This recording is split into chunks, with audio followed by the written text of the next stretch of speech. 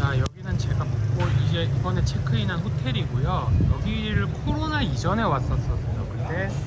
그때만 해도 저 앞에, 아이고, 왜 또 완전히 돌아가니? 저 앞에 건물들이, 저기 지금 너머에 건물들이 많이 없어서 경치가 되게 좋았는데 지금은 조금은 막히더라고요. 그래도 여기는 웬만하면 오션뷰가 있는 호텔 집들은 되게 싸요. 그래서 한동안 바닷가에, 그러니까 다낭에 오면 바닷가에 있는 호텔을 갔었는데 이상하게 거기가 싸서 싼데 바닷가에서 갔는데 이번에는 되게 비싸더라고요. 그래서 거기는 이제 안 가기로, 이번에는 코로나 이전에 갔던 호텔이지만 거기를 다시 한번 갔고요. 제가 지금 할 일은요, 이제 바이크 렌트하러 갈 거예요. 사실은 예전에는 베트남에 오면은 바이크 렌트를 안 했어요. 자, 뭐냐면은 베트남에서 우리나라 국제면허를 인정을 안 했어요. 그래서 바이크를 안 빌리다가 작년 6월인가 7월부터는 우리나라 국제면허를 인정을 하더라고요. 그래서 그때부터 바이크를 빌리기 시작했고, 작년 8월에 왔을 때 처음으로 바이크를 빌렸고요. 그때는 우기 한복판이어가지고 이쫄딱 맞았어요. 그 다음에 12월에 갑자기 크리스마스 때 갑자기 휴가가 생겨가지고 다낭에 와서 또 바이크를 빌렸는데 그때는 그렇게까지 비가 많이 오지는 않았어요. 근데 그때만 해도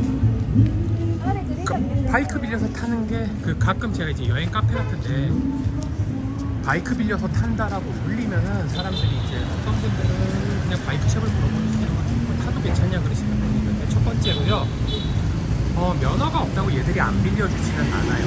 면허가 없어도 바이크를 빌려줘요. 문제는 공안한테 잡히면 본인이 알아서 해결했죠. 뭐 뒷돈을 주든 뭘 하든 해야 되고요. 그 다음에 어쨌든 면허가 없어도 바이크는 빌려줘요. 그리고 또 하나가 하노이나 호치민에 비해서는 바이크 개수가 적죠, 여기가. 그래서 타는데 큰 지장이 없긴 하지만 여기도 은근히 바이크 많아요. 특히 출퇴근 시간에는요 엄청나게 많고요. 그래서 웬만하면은 안 타시는 걸 권해요. 한국에서 이제 타시던 분이 아니라면은 권하지는 않고요.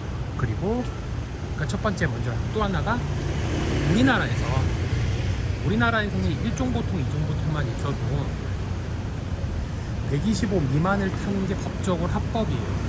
예를 들어서 이제 보통 면허들은 125cc 미만의 수동 바이크, 매뉴얼 바이크를 타도 아무 문제가 없고요. 만약에 이종보통, 보토다, 자동만 된다 그러면은 125 미만의 스쿠터를 타는 게 불법이 아니죠. 근데 문제는 국제면허증, 종이로 된 국제면허증을 끊었을 때, 다시 호텔에다가 국제면허 놓고 좀 이따 다시 가지러 가야 됩니다.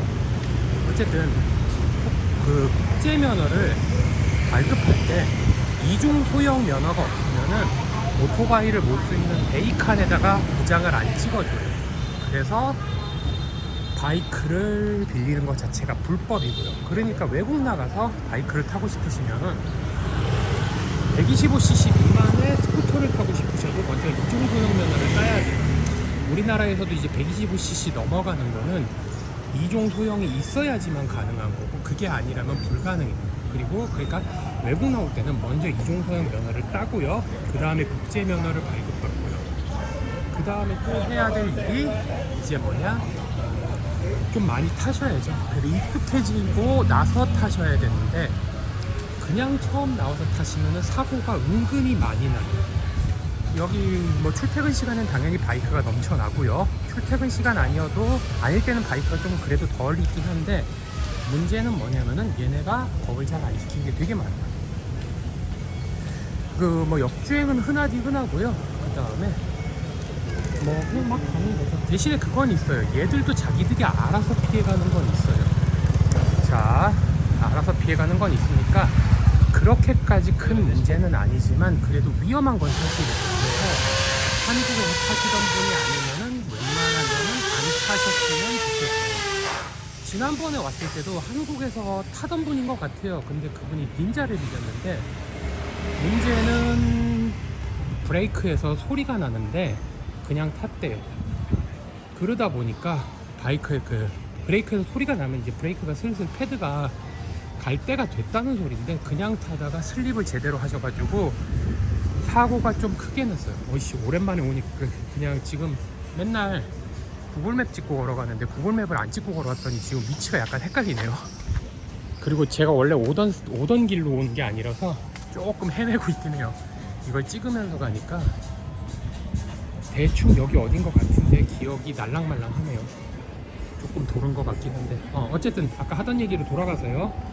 그분 같은 경우는 조금 찰과상을 되게 심하게 입으셨어요. 물론 지금 가는 샵에서 수리비를 그렇게 많이 청구하진 않았는데 어쨌든 몸 다치고 돈 나간 거죠. 그러니까 자, 아무래도 렌트용 오토바이다 보니까 상태가 관리를 한다고 해도 안 좋을 수도 있어요. 그러니까 조금 돌았구나.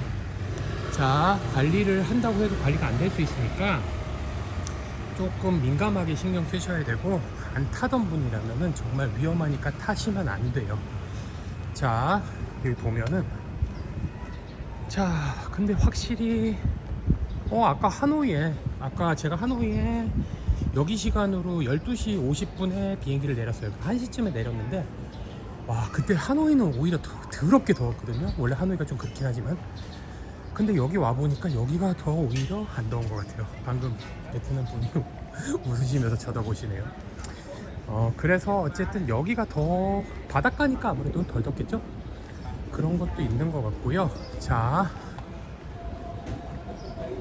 베트남이 지금 보면은 길거리 보시면 아실지 모르겠는데 도로 상태가 그렇게 좋지는 않아요. 그래서 아까 말씀드린 대로 안 타던 분이면은 안 타시는 게 좋아요. 자, 진짜 오랜만에 하니까 여기 어디였던 것 같은데 맨날 구글맵 찍고 오던 길이 아니라 구글맵 찍고 다니던 거를 그냥 걸어 다니니까 길이 좀 많이 헷갈리네요. 자, 안 되면은 표지판이라도 보이면은 표지판 보고 도로 표지판 보고 따라가면 되는데 도로 표지판이 없어요 지금.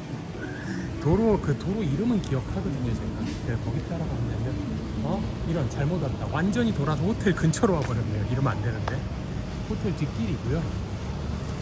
자, 그리고요. 그럼 이종소형 면허 얘기 나온 김에 얘기하면요. 이종소형 면허는 어떻게 따는 거냐? 웬만하면 돈 주고 사시는 거를 권장해요. 돈 주고 산다는 게 무슨 의미냐면은 원래 면허 시험장에 가면 그냥 딸 수는 있어요. 근데 대개의 면허 시험장은 좀 무거운 바이크로 시험을 봐요. 그래서 합격률이 극악이에요. 정말 극악이고 최악이고 그래요. 그러면 이제 학원 중에 이종소형 면허 교육을 하는 학원이 있어요. 그러니까 그런 학원에 가서 면허를 따면은 우선 일반적으로 학원들은 합격률을 높여야 되잖아요. 합격률을 높여야 되다 보니까 뭐랄까 우선 좀 다루기 쉬운 바이크로 해요. 일반적으로 CBR이나 거의 CBR로 하는 것 같아요. CBR 300 정도로 그렇게 해가지고 교육을 하고요. 그 시험장에서 그 학원에서 시험을 보다 보니까 합격률이 당연히 높아요. 근데 실제로 그리고 또 하나 그 다음에 두 번째로 할 일이 뭐냐? 그냥 면허를 땄다고 바이크를 제대로 몰 수 있냐? 당연히 아니죠. 우리나라 그 일반 면허 시험도 그렇잖아요. 면허를 땄다고 해서 그 사람이 그러니까 차를 운전을 하는 건 아니잖아요. 그러니까 오토바이도 조금 살살 해가지고 저배기량부터 올라가셨으면 저도 잘은 못 타요. 자주 타지도 않고. 저 있는 동호회에서는 도대체 한국에선 왜 안 타냐 이런 소리 들을 정도로 정말 안 타는 놈이고, 여행 오면 타요. 여행 와서 스킬 하나씩 늘어가고 간다고 농담처럼 그랬는데 우선 처음부터 900이랑 사람마다 의견은 달라요. 처음부터 900이랑 가서도 적응해서 잘 타는 사람도 있다고 하지만 대개의 경우는 위험해요. 왜냐면 자기가 다룰 수 없는 정도로 너무 성능이 뛰어난 바이크가 되어버리다 보니까 그게 좋지가 않고요. 일반적으로 그냥 저배기랑부터 돈이 좀 든다고 해도 저배기랑부터 타면서 이렇게 올리는 거죠. 저배기랑부터 타면서 익숙해지시고 그 다음에 조금씩 바꿔가시면서 타시는 게 제일 좋아요. 그리고 저배기량이라고 해도 충분히 바이크는 잘 나가요. 그러니까 아까 여기에서 이 길에서 이렇게 오른쪽으로 쭉 갔어야 되는데, 그러니까 이 길에서 직진했었는데 제가 우회전했어요. 길을 착각해가지고. 길 번호를 보니까, 길 이제 표지판을 보니까 이제 알겠네. 하여간에 저도 참 멍청한 짓 잘해요 원래. 하던 얘기로 돌아가서 저백이라고 붙어가지고 그거 좀 가고.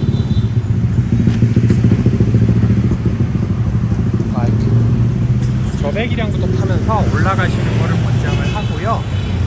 그 다음에 또 하나가 요새는 라이딩 교육 기관들이 꽤 있어요. 저 같은 경우 올해는 못 갔는데 작년에 갔던 데가 파주에 한 군데 있고요. 거기가 경기도 광주지? 광주에 한 군데 있어요. 가면서 근데 직업을 제 직업을 아시는 분이 있을 거예요. 저 아는 사람도 이제 그걸 보니까. 근데 제가 쉬는 날이 그나마 요새는 일요일에 좀 많이 쉬는데 예전에는 일정치가 않아요. 그래서 교육을 잘 못 받으러 가긴 한데 교육 받으러 갈 수 있을 때는 가요. 그럼 재밌어요. 그리고 그러다가 뭐 좀 다친 적도 있고 그러긴 한데 저희가 코이스파였잖아요. 그러니까 이제 쭉 가야 되는데 저기 바이크 제가 가는 렌탈샵이 있어요. 저기인데 바보같이 직진하면 되는 걸 괜히 우회전해가지고 아무 생각이 없거든요. 그러니까 이게 그러니까 오늘 사실은 뭐 보시면 아시겠지만 제가 원래 방송 같은 거 안 하다가 게임하는 거 라이브로 좀 올리고, 그 다음에 이제는 방송을 이제 라이브로 올리고 싶은데 구독자가 50명이 안 돼서 라이브로 못 올린대요. 그래서 이렇게 찍어서 올리는 거고요. 그러니까 말을 하면서 걷다 보니까 조금 집중력이 떨어지는 건 있는 것 같아요. 자, 그래서 헤맸고요. 그냥 그래서 호텔에서 그냥 호텔 내가 잘 잡았었구나. 호텔에서 직진만 하면 바로 있는 거예요. 여기도 위험하게 차가 많이 다니죠. 그래서 이 바이크 샵에서 빌릴 거고요. 참고로 솔직히 말씀드리면 저는 여기서 당연히 받은 건 아무것도 없어요. 이번에 세 번째 오는 거긴 한데 여기 사장님 부부가 되게 좋아요, 사람들이. 그리고 바이크 상태도 아까 말했지만 좀 상태 안 좋은 것도 있을 수 있지만 관리 잘 돼 있고요, 생각보다. 자, 지난번에 왔을 때 이거 빌리려다 말았는데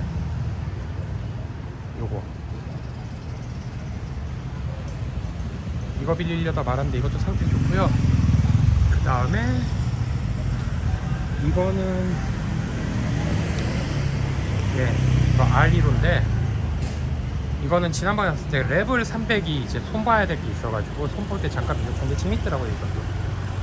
그리고 그 사이에 바이크가 조금 늘었나? Hello.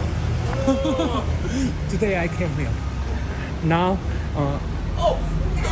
just 30 minutes ago, I check in my hotel and got here. 직원들 아니야. 사장님은 어디 가셨나? 근데 제가 빌릴 만한 기종들이 별로 없는 것 같아요, 보니까. 사장님 오면 얘기해야지. 안녕. 잠깐만. 이제 유튜브 찍기 시작했어요. 오케이, 헬로. 구독자 많이 없어. 좋아. 우선 사장님하고 얘기 좀 하고요. 나중에 다시 또 찍어서 올릴게요.